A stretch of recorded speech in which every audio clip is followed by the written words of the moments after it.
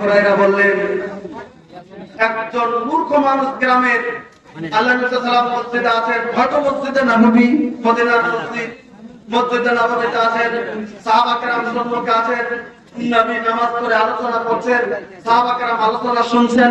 হঠাৎ করে একটা মূর্খ মানুষ গ্রাম থেকে ওই মসজিদের ভিতরে ঢুকে গলগল করে মসজিদে নববীতে পেশাব করে দিল। কি করে দিল ভাই? কি করে দিয়েছে?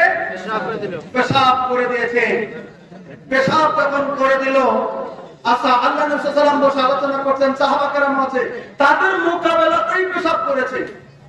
আচ্ছা বলেন, আমরা যদি এই যে সুন্দর মসজিদ করেছি, এক থেকে যদি ভালো সাকসেস করে মসজিদ করে যদি টাইলস লাগাই, তারপরে যদি বড় একজন ইমাম আসে, জুমার নামাজ পড়ানোর পরে বসে আপনারা সবাই যদি আলোচনা করতেছেন, এখানে পেশাবখানা আছে, এখানে পেশাবখানা আছে, এখানে খোলা জায়গা আছে, এখানে জায়গা আছে, একটা লোক যদি মসজিদের মধ্যে গলগল করে পেশাব করে, আমাদের গোসা উঠবে কি উঠবে না? জোরে বলেন, আমাদের রাগ উঠবে কি উঠবে না? রাগ বুঝেন তো, রাগ বুঝেন তো, গোসা বুঝেন তো, গোসাটা উঠবো কি উঠবো না? উঠবে। আমরা কোন যাই ধর সারা দুনিয়ায় জায়গা রয়েছে, সারা দুনিয়ার জায়গা থুয়ে তুমি মসজিদের মধ্যে তুমি পেশাব শুরু করো, তো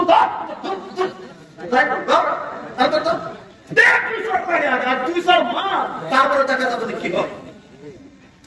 ওই যে নবী, বিশ্ব নবী মসজিদে আর সাহাবা কেরাম মসজিদে, ওখানে রাজি একজন যা পেশাব করে দিলেন গল গল করে মসজিদে নববীতে। আল্লাহ রাব্বুল আলামিনের নবীর সাহাবা কেরাম দেখে বললেন, দেখার সঙ্গে সঙ্গে ফাকানান নাস ইলাইহি, কিছুগুলি মানুষ দাঁড়িয়ে গেল, ওই দিকে দাঁড়িয়ে গেল তাহলে ওকে ধরার জন্য। ওই দিকে মানুষগুলি বেরিয়ে গেল, ওকে ধরবো, মোচা মোচা দেবো, মসজিদটা সাফ করবো, পানির ব্যবস্থা করে দেব। কয়েকজন সাহাবী আল্লাহ রাব্বুল আলামিনের নবীর কাছ থেকে দাঁড়িয়ে ওই লোকটার দিকে টুমটুম করে যেতে রাগে যেতে শুরু করে দিয়েছে। আমরা নামাজ পড়ি, বাইরে কোথাও জায়গা রয়েছে, আমাদের মসজিদের ভিতরে তুই কেন পেশাব করে দিলি? যেরকম করে আর উঠে যাচ্ছে, জোরবে মারবে। আল্লাহর নবী মেম্বারের কাছে বসে আল্লাহর নবী তো ঘটনাটা দেখতেছেন তো, আল্লাহর নবী তখন মেম্বার থেকে ডাক দিয়ে দিয়েছেন। এই যে দু চার পাঁচজন যুব মানুষ পর থেকে যখন সূর্য ধরবে, আল্লাহর নবী তখন মেম্বার থেকে এই সুটনালা তখনকে ডাক দিয়ে বললেন, আমার সাহাবীরা শুনে নাও, তোমরা যারা চাইতেছো তোমরা শুনে নাও। বলে কি, আমি বিশ্ব নবী বলছি, আমার কথাটা তোমরা শুনে নাও। কথা শুনবো? সাহাবীরা রে দাও, আমি নবী তাদেরকে বলছি, ওই লোকটাকে কিছুই বলিস না, ওই লোকটাকে চাকুর মারিস না, ওই লোকটাকে ধমক দিস না, ওই লোকটাকে কিছুই বলিস না। আমি নবী তাদেরকে বলে দিলাম, লোকটাকে তোরা বিনা দ্বিধায় ছেড়ে দিয়ে দে। একবার করে সুবহানাল্লাহ বল। আরো করে বল। ওই লোকটাকে তোরা ছেড়ে দে, ওই লোকটাকে তোরা ছেড়ে দে, ওই লোকটাকে কিছুই বলিস না, ওই লোকটাকে কিছুই বলিস না।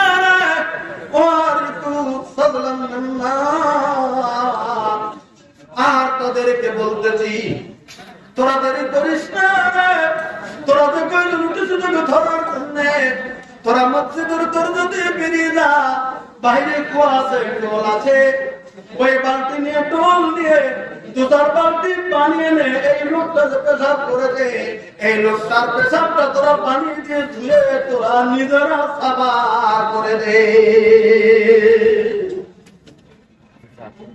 ইনি হলেন আল্লাহর নবী, ইনি হলেন আমাদের নবী, ইনি হলেন আমাদের রাসূল।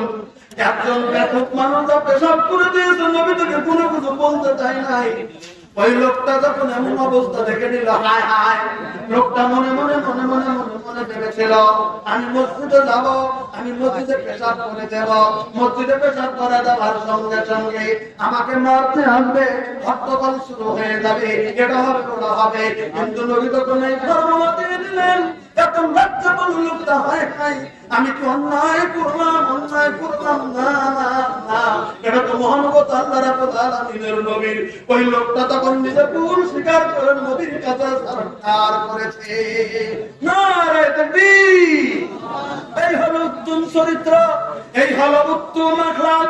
একটু নিজেরা মিলিয়ে দেখেন, আপনার ছোট ভাই যদি অল্প ভুল করে ফেলে, আপনার ছোট বোন যদি ভুল করে ফেলে, আপনার নিজের ভাই যদি ভুল করে ফেলে, আপনি এমন আচরণ দেখাচ্ছেন জমিনের ভিতরে মনে হয় আমার ভাই নয়। স্বামী স্ত্রী এমন কোন জায়গাতে হয়ে যায়, স্ত্রী হঠাৎ করে হালকা ভুল করে ফেলেছে, স্বামী লাঠি নিয়ে মারতে শুরু করে দিয়েছে, কোন জায়গায় বর্তমান উন্নত হয়ে গেছে, স্ত্রী বর্তমান দারোয়ান হয়ে গেছে। স্বামী যদি হালকা নরম আছে, স্বামী যদি হালকা ভুল করে ফেলেছে, স্ত্রী নিজেই তো একদম দারোয়ানের মতো, পুলিশের মতো গরম হয়ে স্বামীকেই শাসাইতে শুরু করে যায়। আপনাদের এই অঞ্চলে নাই, পূর্ণিয়া জেলাতে এরকম মেয়ে নাই যে স্বামীর সঙ্গে তর্ক করে, তাই না গো? এরকম মেয়ে আপনাদের এখানে পূর্ণিয়াতে নাই। আপনাদের পূর্ণিয়াতে কোন মেয়ে আছে স্বামীর সঙ্গে তর্ক করে? আছে কি এরকম একটা দুটা? আছে কি? থাকতে পারে কিছু কিছু কিছু কিছু জায়গাতে। কারণ স্বামী যদি একটা কয়, স্ত্রীও দুটা কয়, এরকম কিছু কিছু জায়গাতে আছে স্বামীর মানদণ্ডের দিকে তাকায় না, বলে আজকাল তুমিও যাও আমিও তো, আমার পাওয়ার কম নাই, আমাকে সরকার পাওয়ার দিয়েছে, বেশি কিছু যদি কও একবারে কোর্টে যাবো, তোমার নামে ক্যাশ দিব, পয়সা পয়সা আমাকে টাকা দেওয়া লাগলো। বর্তমানে এইরকম ভয় দেখায় কথাটা মিথ্যা না, কিন্তু অনেক জায়গাতে এরকম মেয়ে বর্তমান পাওয়ার নিয়ে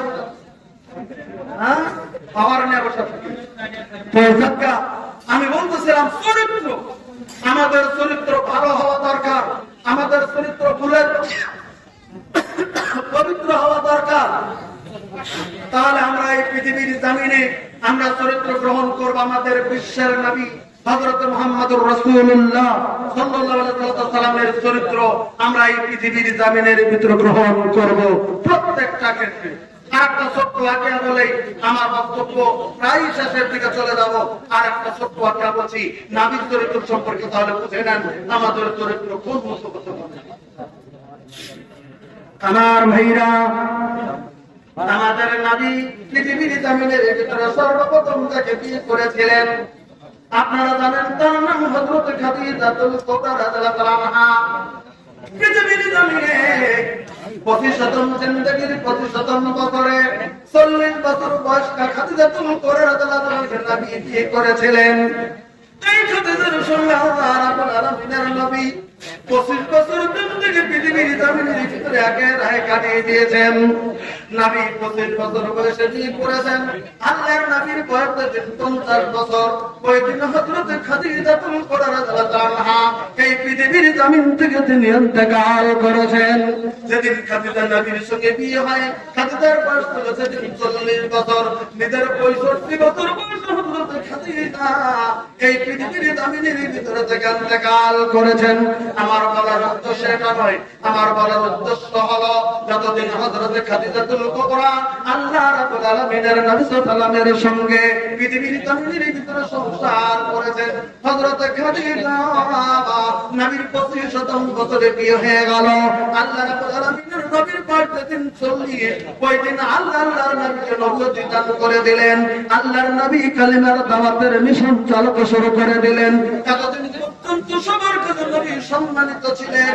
যেদিন আল্লাহ রাব্বুল আলামিনের নবী কালিমার মিশন চালাইতে শুরু করে দিলেন, ওই দিন থেকে আবু জাহেল আবু লাহাবের শত্রু আল্লাহ রাব্বুল আলামিনের নবী হয়ে যায়। ওই দিন থেকে শত্রু হয়ে গেল, দুশমন হয়ে গেল। ওই দিন থেকে দুশমন হয়ে গেল। কেমন দুশমন হইল আবু জাহেল, আবু লাহাব, উতবা, সাইবা তারা চিন্তা করে সব সময় রেডি হয়ে আছে মুহাম্মদকে কোন সময় কাতল করে দিয়ে পৃথিবীর ফিতনাতে দূর করে দিতে পারি। এরকম থেকে শুধু এতটুকুই থাকে নাই, আবু জাহেল ঘোষণা দিয়েছিল, কে আছিস মুহাম্মদের মাথাটা আমার কাছে এনে দিতে পারবি, তাকে 100 উট পুরস্কার দেওয়া হবে, এরকম ঘোষণাও দিয়েছিল আবু জাহেল। আমার ভাইরা এবার কথাটা ভালো করে শুনে নেন। আবু জাহেলের পরামর্শে অনেক সময় মারতে গেছে অনেক দুশমনেরা নবীকে।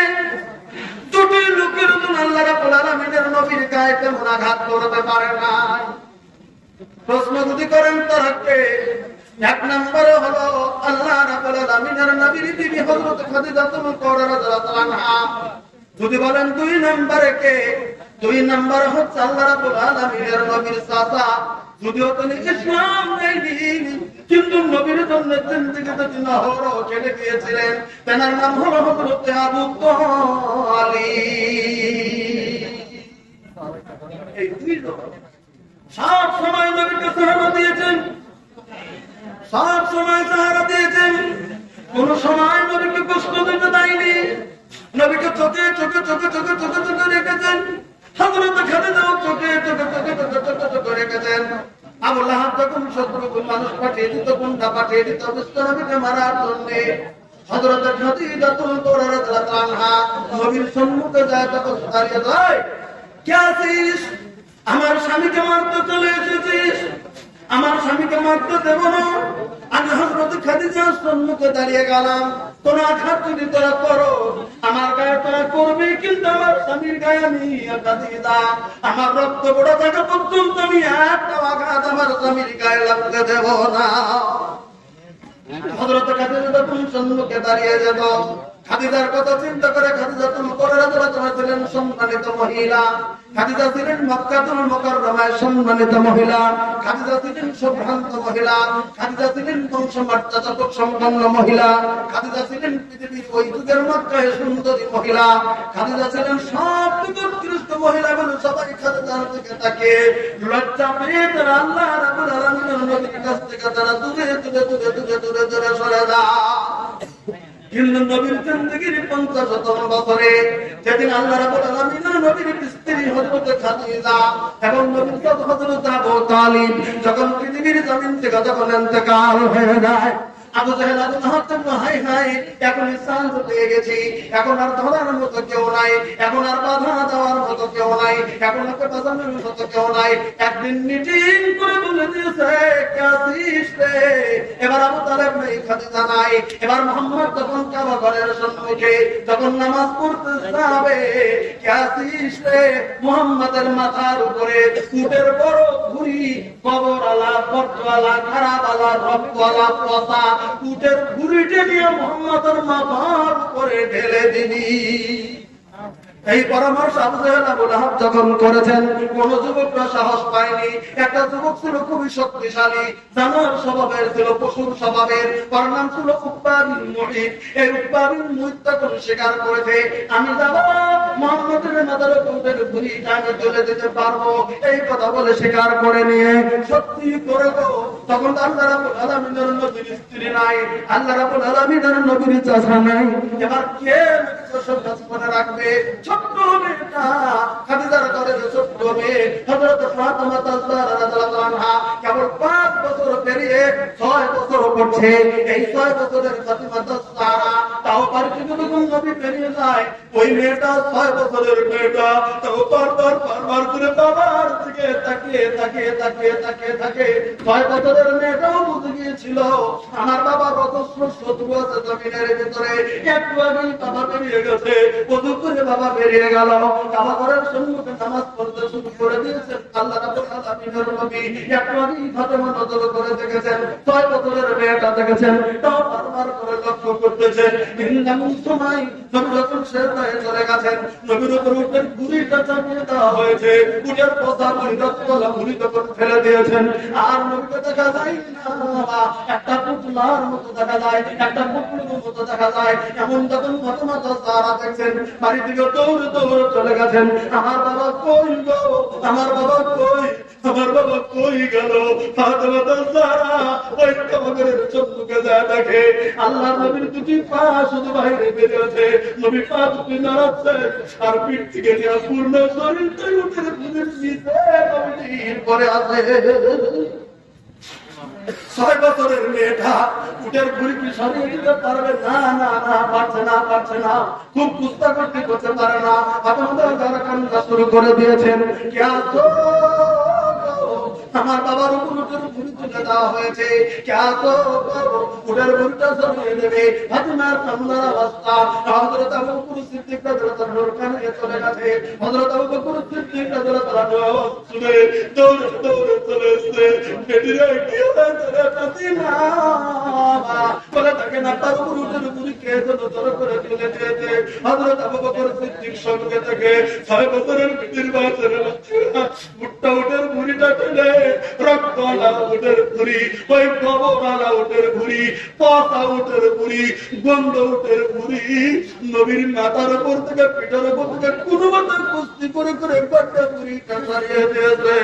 আল্লাহ রাব্বুল আলামিনের নবী কোনো মতে নামাজ পড়লেন। হযরত ফাতেমা তার চেহারার দিকে তাকিয়ে আল্লাহ রাব্বুল আলামিনের নবী সেদিন বলছিলেন, বেটি রে, ও আমার বেটি ফাতেমা তাহরা, তুমি শুনে নাও, আমার কলিজার টুকরা বেটি, তুই সুন্দর বেটি শুনে নি, তোর ভাগ্যটা আসতে ভালো, তোর ভাগ্যটা আসতে ভালো যে তুই দেখেছিলি রে বেটি, তাই তুই দৌড়ে চলে এসেছিলি।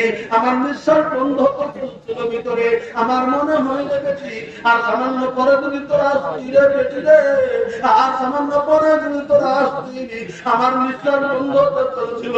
আজকে মুঠের মুড়ির নিচেই মরে যেতাম রে বেটি, জীবনের পর তুই আর আমাকে দেখতে পারবি না। 6 বছরের বেটি চোখের পানি ঝরঝর করে পড়ছে বাবার জন্য।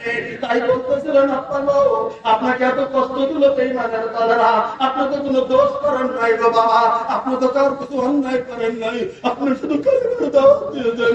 আর তার জন্য আজকে নামাজ অবস্থায় নাস্তা করতে কালো করে আল্লাহকে কাছে বিচার দিবেন না, এদের আল্লাহ বিচার করবে না। সেদিন আল্লাহ রাব্বুল আলামিনের নবী বলছিলেন, বেটিটা না না না তুমি চুপ হয়ে যাও, না না তুমি চুপ হয়ে যাও, বদদোয়া করব না আমি আখেরি নবী। বেটিরে বদদোয়া করা যাবে না, কারণ এরা আমার উম্মত, এরা বুঝে না, এরা না বুঝে অন্যায় করেছে। আমি নবী ধৈর্য ধারণ করে গেলাম, এদের বিরুদ্ধে বদদোয়া করা যাবে না। কি জানি গো, আল্লাহর কাছে দোয়া করব, যারা আমার মাথার উপর ভুঁড়ি চাপিয়ে দিয়েছে তাদেরকে আল্লাহ যেন হেদায়েত দান করে দাও। আমার ভাইরা, এই হলো জমিনের ভিতরে নবীর চরিত্র, এই হলো জমিনের ভিতরে নবীর আদর্শ, এই হলো জমিনের ভিতরে নবীর আচরণ। কখন আল্লাহ রাব্বুল আলামিন বললেন, তোমাদের উত্তম নমুনা করে পাঠিয়ে দিলাম, সেই নবীর আচরণটা পৃথিবীর জমিনের ভিতরে গ্রহণ করে অবশ্যই তোমরা পূর্ণ মুমিন পৃথিবীর জমিনের ভিতরে তোমরা হয়ে যাবে। আল্লাহ বুঝিয়ে দিলেন সুন্দর করে, আল্লাহ ক্লিয়ার করে দিলেন পৃথিবীর জমিনে সেই নবীর আদর্শ, সেই নবীর চরিত্র যে বিশ্ব নবী সাল্লাল্লাহু আলাইহি ওয়াসাল্লাম এই পৃথিবীর জমিনে দেখিয়ে দিয়ে গেছেন। সেই চরিত্রটা পৃথিবীতে আমাদেরকে মানে নিতে হবে। আমাদেরকে কেউ মারতে পারে, আমাদেরকে কেউ কান করতে পারে, আমাদেরকে কেউ আঘাত দিতে পারে, আমাদের বাড়িঘর কেউ চালিয়ে দিতে পারে, কিন্তু আমাকে ধৈর্যের প্রয়োজন পৃথিবীর জমিনে। তুই বুঝিস নাই, তাই তুই আমার অন্যায় করেছিস। আল্লাহর কাছে বলবো, আল্লাহ যেন তোকে হেদায়েত দেয়। প্রথমেই বলা আছে, একজন যদি আপনাকে থাপ্পড় এক গালে দেয় আর একটা গাল পেতে দেন থাপ্পড় দেওয়ার জন্য, আপনি ধৈর্য ধারণ করেন, অনুশোচনা একাই চলে আসবে। আমি তো ভুল পৃথিবীর জমিনের ভিতরে করেছি। যাকে আমি আপনাদের কাছে আলোচনা করছিলাম আমার নবীর চরিত্র, তার কত সুন্দর চরিত্রের নবী তিনি, কত পবিত্র নবী তিনি। তিনি পৃথিবীর জমিনের ভিতরে সর্বপ্রথম বিয়ে করলেন, নিজের নফসকে বলিদান দিয়ে, নিজের নফসের ভিতরে কোনো কিছু বলেনি। এত বিশ্বের তিনি নবী, গোটা পৃথিবীর তিনি নবী। আরবের বড় বড় কাল মহারাজার মেয়েদের মতো মেয়েরা মুহাম্মদ সাল্লাল্লাহু পাওয়ার জন্য কত চেষ্টা চালিয়েছিলেন। আল্লাহ রাব্বুল আলামিনের নবী সমস্ত ছেড়ে দিয়ে বিশ্বের নবী সাল্লাল্লাহু আলাইহি ওয়াসাল্লাম খাদিজার মতো দুটো, একটা স্বামী মরে যাওয়া আর একটা স্বামী তালাক দেওয়া, 40 বছর বয়সী একটা মেয়েকে আল্লাহ নবী সাল্লাল্লাহু আলাইহি ওয়াসাল্লাম সহধর্মিণী হিসাবে এই পৃথিবীর জমিনের ভিতর গ্রহণ করলেন। এবার যদি শুধু আপনারা প্রশ্ন করেন বিশ্বনবী তাহলে 40 বছর বয়সে মেয়েকে বিয়ে করেছিলেন, তাহলে তো তিনি পরে আরো সঙ্গে সঙ্গে অন্য স্ত্রী গ্রহণ করেছেন, কোড়াতালি টাকা পয়সা লোভ করেছিলেন না। আপনারা ইতিহাস খুলে দেখুন, আপনারা হাদিস খুলে দেখুন, আপনারা ইতিহাস খুলুন, নবীর জীবনে খুলুন। হযরত আয়েশা সিদ্দিকা রাদিয়াল্লাহু আনহা, হযরত খাদিজা রাদিয়াল্লাহু আনহাকে যেদিন থেকে বিশ্বনবী সাল্লাল্লাহু আলাইহি ওয়াসাল্লাম বিয়ে করেন, হযরত খাদিজার নিঃশ্বাস থাকা পর্যন্ত আল্লাহ রাব্বুল আলামিনের নবী এই পৃথিবীর জমিনের ভিতরে দ্বিতীয় বিয়ে করেন নাই। নারায়ে তাকবীর। আল্লাহ রাব্বুল আলামিনের নবী ওরিজিনালি মুহাব্বত করে স্ত্রীর মর্যাদা দিয়ে সম্মান করে হযরত খাদিজা রাদিয়াল্লাহু আনহাকে বিবির মর্যাদা পৃথিবীর জমিনের ভিতরে দিয়েছিলেন, স্ত্রীর মর্যাদা পৃথিবীর জমিনের ভিতরে দিয়েছিলেন। তিনি হলেন আমাদের নবী, তিনি আমাদের আখেরি নবী, তিনি হলেন সাইয়্যিদুল মুরসালিন, তিনি রাহমাতুল লিল আলামিন, তিনি খাতামুন নবিয়্যিন। কঠিন কিয়ামতের দিনে আমাদের জন্য বিশ্বনবী সিজদায় পড়ে থাকবে। সে হাদিস আজকে বলার মতো সময় আমার নাই। আমাদের নবী আমাদের জন্য কি করেছেন পৃথিবীর জমিনে, আমাদের নবী কঠিন কিয়ামতের দিন আমাদের জন্য নবী কি করবেন, সেই নবীর চরিত্র আমাদেরকে চরিত্রবান হয়ে যেতে হবে। আমাদের মনের ভিতরে ধোঁকা নেওয়া যাবে না, আমাদের চোখটাকে ভালো করতে হবে, আমাদের দিলটাকে সাফ করতে হবে, আমাদের আমল আকীদা সাফা করতে হবে, আমাদের আমল আকীদা যাতে খারাপ না হয়, আমাদের আমল আকীদা যাতে খারাপ মানুষের মতো না হয়, আমাদের চরিত্র যাতে পৃথিবীতে যেন ভালো থাকে, সাদা কাপড়ে যেন দাগ লাগে না, এই আশা রেখে আপনাদের কাছে আমি বলবো আমরা উত্তম চরিত্র এই পৃথিবীর জমিনের ভিতরে গ্রহণ করব। কারণ একটাই, আল্লাহ নবী সাল্লাল্লাহু আলাইহি ওয়াসাল্লাম বলেছেন ইন্নাল্লাহা রাফিকুন, আল্লাহ রাব্বুল আলামিন নরম দিলওয়ালা, আল্লাহ রাব্বুল আলামিন কোমল দিলওয়ালা, আল্লাহ রাব্বুল আলামিন কোমল কলিজাওয়ালা। ইউহিব্বুর রিফকা, যারা পৃথিবীর জমিনে নরম দিল, যারা সহনশীল আছে, যারা ভালো, যারা ভদ্র, যারা নম্র, যাদের দিলটা কোমল, যারা মানুষকে